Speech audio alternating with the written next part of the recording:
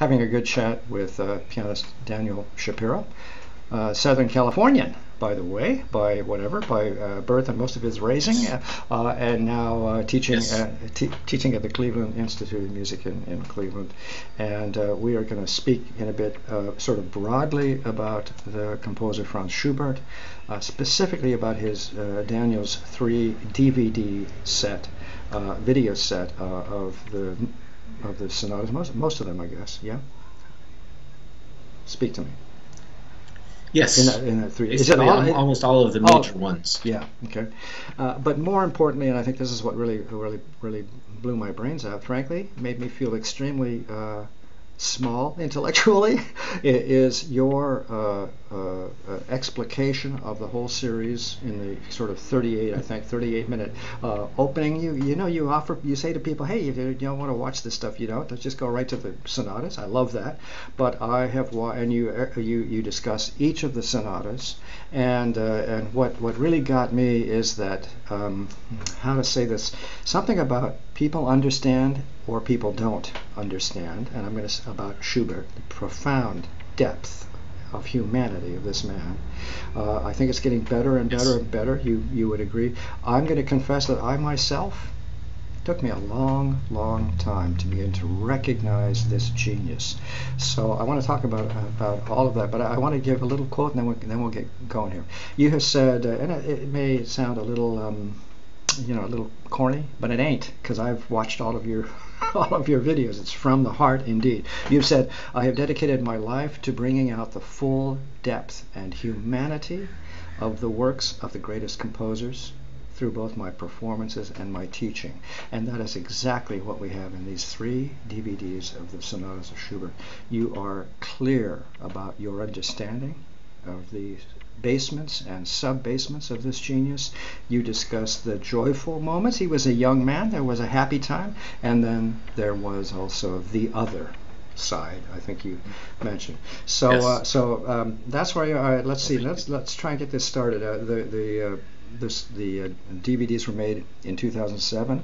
We're not going to go there because there's too much about Schubert to talk about, but just the manifestation of recording in a studio, video recording, and so on. What a challenge, I presume. Go ahead. Can you touch on that for just a bit about this whole process of making those CDs, aside from devoting hundreds and thousands of hours and all the rest of it? Go ahead, about the whole process. Why, how, what? Well, first of all, I had help. I have a friend who is a terrific videographer who also happens to be a violinist in the Cleveland Orchestra. His name is Mark Dumm. Wonderful person and very skilled. And so we found a good venue, which is called Harkness Chapel on the campus of Case Western University. And luckily they had a nice Steinway. And so we filmed all of the sonatas there. We had to do it at night so that there wouldn't be, sirens or too many traffic noises and things like that. But we had to film all those sonatas, I don't know, in about 10 or so evenings or so.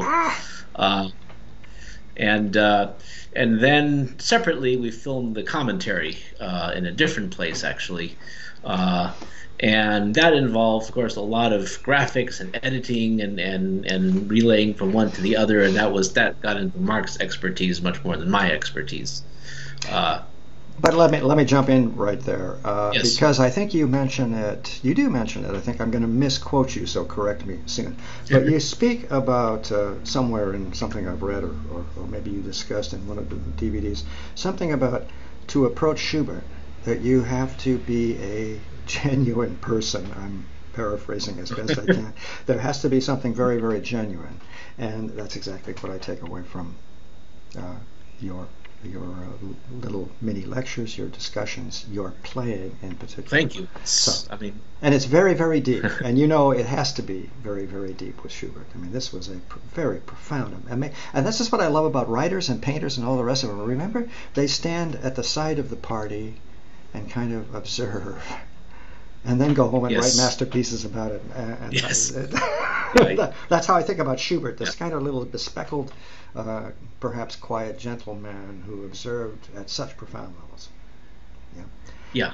Where can I go from there? Let's get clear. Daniel Shapiro, I mentioned you're on the piano faculty at the Cleveland Institute of Music, and of course you concertize all over the place, and you know you do lectures and recitals and solo concerti and all that stuff. And I guess you spent your undergraduate work at USC, because that's why I recognize all of these wonderful people in your life. I was kind of on the periphery there at Cal Arts, and kind of outside of the USC, and yet not. You know what I mean? If you're a musician in Southern California, you are involved in whatever USC is, as far as I recall from my youth. But studying with Natalie Lemanik, Gwendolyn Koldovsky, and you mentioned, and this is where I'll give you a chance to chat a bit, because it's so integral to Schubert, and let alone the sonatas. You mentioned, and of course it's a given, really, the importance of working, collaborating, working with singers, the leader. Yes. Tell me about that, and I'm guessing about phrasing and so on. Color. Yeah. Well, first of all, even well before I went to USC, I had studied with a wonderful lady who was a student of Arthur Schnabel. Her name was Joanna Graudan, and she she was unable to pay him for lessons, so she earned her keep, shall we say, by accompanying his wife, who was the great leader singer, Teresa Baer Schnabel. And so from her, she used to say, the road to Schubert is through his songs, or to that effect. So from her, I began to realize, the importance of knowing his songs.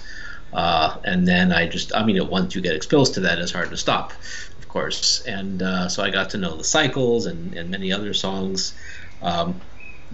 That, of course, when I got to USC and I got to work with Gwendolyn Koldovsky, who was the accompanist of Lotte Lehmann, who was one of my God heroes. Santa Barbara Music Academy of the West. I was born after, but Lotte Lehmann is iconic in Santa Barbara. Anyway. Yeah. Amazing. But yeah, and I found that just listening to great singers is so inspiring and so moving in so many ways.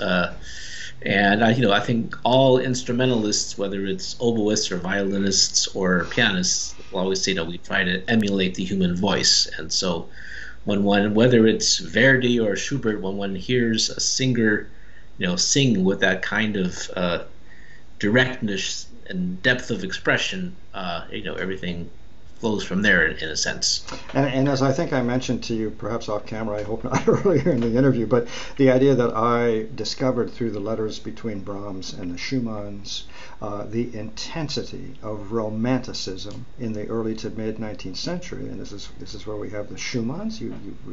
Have you recorded Schumann? I think. Yeah, Beethoven anyway. No, but Beethoven. Yes. Beethoven, same thing, an early romantic. Can I say that? I think I can say that. You're the scholar, but I think, certainly an early romantic. Beethoven, I mentioned Schumann, Mendelssohn, and so on. That area of people and how they revered Beethoven. I'm talking about the Schumanns and Brahms. Yes. And Brahms, whom we all know, we kind of discuss him as a classicist in terms of his orchestration, his careful construction of pieces. But of course, a romantic. He was right there in the thick of it for sure. So, can you give me give me an idea of this? Why, or is it exclusively this wonderful, which I think is a lifetime's worth of study, romantic period, the early romantic period, or to the mid 19th century? And I know you go beyond, but go ahead, give me it. Yeah. Does that make sense? I've heard it said that Romanticism really began, in a sense, even in Mozart's time. In literature, you find even 18th century the seeds of Romanticism, and it's a whole long discussion as to what Romanticism is and isn't, and what Classicism is and isn't. And it's easy to think that Classicism is kind of just order and form and without any emotion, and Romanticism is only emotion without order and form, and of course that's nonsense in both cases. And for me, Mozart's music is as passionate as Mahler's, it's just expressed differently. But Romanticism is also a very broad and complicated thing, many aspects of it, and many of those aspects come to the fore already in Schubert, with the idea of landscape and being outside and being with nature, the emphasis on that. And Brahms, of course, I mean, he is a classicist when you compare him to his antipode, which is Wagner, right? And Liszt and Berlioz, and that, that direction. And Brahms just stuck with string quartets and absolute forms and that kind of thing. But at the same time, he had the romanticism and the fervor of the gypsies and the Hungarian style, which he loved. And so Brahms' music is really a kind of spectacular collision between classicism and romanticism. Beautifully put. But anyway, talking now about Brahms, we're getting off the topic. But I guess Schubert, for me, he used classical form, and form was very important to him, but romanticism was very much a part of Schubert, a part of Schubert. And this may sound like an idiot question, but I have to ask it because I don't know. Is there any kind of progression? What I'm speaking of is Schubert certainly composed wonderful dances and jigs and men's choruses and all kinds of wonderful. Is there a discernible moment when there's the fatality of his final illness, or is there some melancholy throughout? I'm just kind of curious. I think there's melancholy throughout. I don't know why, but speak to that. I think throughout. Yeah. Have any idea why? Well, first of all, when you're a composer as great as Schubert, the music is multi-dimensional, just as Mozart's music, is poignant and joyful at the same time. So is Schubert's. But even beyond that, as I think I mentioned in the DVDs, already with the Earl King, which is a very early song, you have this terror and the specter of death, and and that's really, everything kind of came from that. You find it over and over, this macabre element, this scary, freaky element. So it's really there from the start, from the get-go. And the start for me, I can't believe this segued perfectly into a question that has been a product kind of my learning over the past few years. I had no idea, really until recently, that the Napoleonic Wars were in fact the World War of the 19th century, and disrupted millions of people, you know what I mean, killed a devastating event in Europe, 1812, 1815, something like that, and how profoundly, as we know with Winterreise and other works of Schubert, let alone the others, had profoundly affected composers, writers, everybody. So therefore, I was so taken when you helped me become a better critic, understanding and I should have known from Berlioz even, but the skeletal dancing themes. Remember you discussed that in one of your things that never occurred to me, and so on. Does that have anything to do in terms of dates? I'm being a little too technical, possibly, but I'm so intrigued by how that World War, the Napoleonic Wars, affected everybody right into the 1820s and 30s and maybe even 40s ago. Maybe even the romantic, response to all of that death and destruction all by itself. I just came upon that. I hope I get a prize for it. Go ahead, see if you can answer. I would simply say that death was much more present. I mean, not only war, but diseases and the lack of cure for venereal disease, which killed Schubert and so on. So death was just much more a part of life than it is nowadays, I think. And so it was thought about more, and it was composed about more, you could say, from wars and famines and diseases and everything else. It was just a bigger part of life than it is now. Thank God. Fair enough. Fair enough. And I keep thinking eroica, as in, composers saw, witnessed, and spoke to the events of that. What had to have been. Imagine, it was bad enough in the 20th century, those two world wars, let alone in the 19th century when people just died. You know what I mean? You get wounded, you die. You get cut with a sword, you die. So, stuff like that. Okay, enough of that jolly stuff. But now I want to talk just for a bit about. I think we've touched on it, but I want you to tell me about color and imagery in Schubert, and how one discovers and finds it, them, they, and what they mean, and so on. Did I make any sense? Color and imagery in Schubert. Okay. In this, first of all, the idea of pianists talk a lot about color. Somebody will say so and so is a very colorful pianist or plays with lots of colors. And I've always been a little mystified by that term. What does it mean? That this note is red and this note is pink and this note is blue. And if you touch the note this way, it's purple. If you touch it that way, it's green, and so on. But that's too literalist an interpretation. Yeah. But I mean, I think for me, color for the pianist is, I would liken it to, we could say, emotional hue. Like a given passage or section will have a certain emotion, but within that emotion there are 1,000 gradations of emotion. Just as a hue is a gradation of a color, so you could talk about an emotional hue. And in going for that, I think, I'm happy to say that people say that, people sometimes say that I play with a lot of colors, but I don't think when I'm playing that I'm trying to play in red, green, or purple or whatever. But I do think of these, subtleties of emotions, and in doing so, one produces, I guess, when all goes well, a great variety of sound, which can be interpreted as color. How about imagery? Because you've now slapped me down about color. I'm going to remember that next time. I've mentioned some terrible things about twirling and twisting when I referred to something with dancers, and they immediately shot me down. So I think color, I'm going to have to be more guarded in my use of the word. But how about imagery? Imagery. Well, I think, especially with Schubert, I think lots of imagery of nature is helpful in to think about when performing Schubert, and just the idea of a landscape and of being in different geographies, different terrains, and the way things look, the ecosystem of where you're in. And I think sometimes even whole pieces of music kind of inhabit a kind of ecosystem where certain plants and foliage or colors are predominant and others are not so much. So the G major sonata of Schubert has a very definite kind of natural scene or scenario, which is obviously very different from the B flat or the C minor. Yeah, exactly. And that formula, I wish I had kept the book. I think that one went out in a downsizing.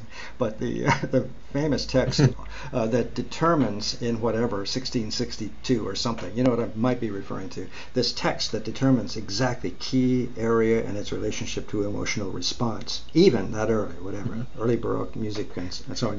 That text, and of course it holds true. It's like I Ching. I mean, it's just a truism. Yeah. But that's why I wanted to. That's what I mean. That's what I mean about color. Maybe I'm trying to get out of this hole here, but color, about evoking a scene with sound, color that then evokes an emotional response. There, I think I saved myself. Yeah, I think that's absolutely right on. And I think, something in A major for me has a certain sunniness, and so there's a certain golden quality, you could say, and an optimistic, joyful quality, to be overly simplistic about it. And so in the two sonatas in A major, to varying degrees, have that quality in it. Yeah. And you mentioned, and we all know in music, G minor, Mozart, his use of G minor, that key area, that color, if you will. So it's amazing, and I think it speaks to the power of music, this thing that we've pursued, for better or worse. Just the tremendous power of painting, of course, has imagery and all that stuff, but there's something about the aural penetration into the deep, dark corners of the brain that is amazing. Yes. And I think, I'm trying to bring this full circle here, I think Schubert understood this. And spoke to it very subtly.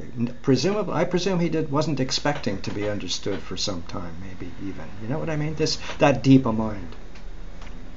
Yeah. Well, of course, I think Schubert is accessible on many levels. I mean, his music is superficially very pleasant to listen to. It's very tuneful, and all of that. But then, if you listen to the music again and again, you realize that it's more than just pleasant tunes, and so one can, like any great master, you could approach it at very different levels and in different ways, depending on how long you know it and what time of life you're in, and various things as well. Boy, you touched on something that would take another hour. This idea of how we mature over the years. I'm speaking about my own naivete, which is probably still there, but you know what I mean. I conducted things I should never have conducted in my 20s. I had no idea, and so on. There's not knowing. Finally, learning how the process works. Daniel Shapiro, I just want to thank you. Let's run down it once again. I'm going to put up on the website, performingartsreview.net, this video interview, and links to buy on Amazon. People can buy the 3 DVD set. And I really, right. And as you said, I think earlier at some point, there's also apparently a 5 CD recording. Is that correct, or are we in trouble again? Yes. Okay. No, I made the 3 DVDs and the 5 CDs. Those are not available on Amazon, but if you contact me, then I can get, if somebody wants to contact me, they can through my website, then I can get them the CDs. Okay, I'll put all that good stuff up and then pop this out to my guys at performingartsreview.net. And it's just been, I love visual. I think that really is the way of society. Mm-hmm. It's not a bad thing. It's not a good thing. It's just the way we're moving. I read, but I struggle. And I was an avid reader. You know perhaps what I'm trying to say. We're just in a paradigm shift. So I love the idea that these sonatas are on video. I love that you speak very intelligently. There's no condescension. It's very intelligent. Speak to us about each of these profound pieces. So, boy, for students, they should snap this up. I'll see if I can see if I can help you a little bit there. Anyway, great pleasure. Thanks so much for the time. Appreciate it much. It's been a long time coming. It's been an interesting learning curve for myself in terms of all these CDs and videos to review, but it's been a great experience for me here as well. Wonderful speaking with you, Daniel. Well, thank you. I would say that thanks for the opportunity to talk about this, because I made those commentaries, but I don't really consider myself a lecturer or an orator by any means, and I don't like to pontificate, because very often I feel as soon as I say something, I immediately think that the opposite is true, or what that I'm saying is not really true. I see you're one of those genius insecure types. Excuse me. On the other hand, I could talk with a musician about Schubert or whatever for hours and hours and hours and hours and hours and be perfectly happy. I like nothing more than that.